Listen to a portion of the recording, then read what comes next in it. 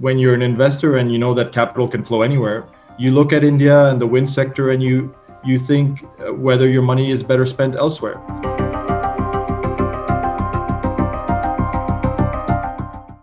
The disconnect is simply that we operate in an entirely government-run market.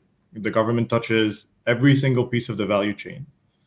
Yet the capital being deployed is entirely private or near entirely private. And so there's a disconnect between the expectations of that capital and what the government has so far been able to deliver. And I think, if you just do the math, next 10 years, power sector needs some $600 billion to be deployed between the power plants that are retiring and the new additions.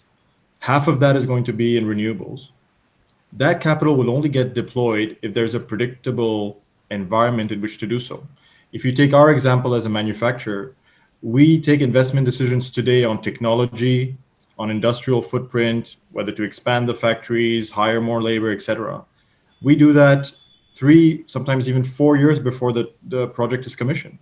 The project themselves have an 18-month to 2-year gestation period. So those are medium to long cycles where capital needs to be deployed in a steady environment. And against that today, I think Vikram mentioned it as well as Balram, but we don't know. We don't know what our costs will be because we may have safeguard duties. We don't know if we're going to be able to execute our projects in the timelines we've committed to. We don't know whether our contracts will be respected. So I think those risks start piling up.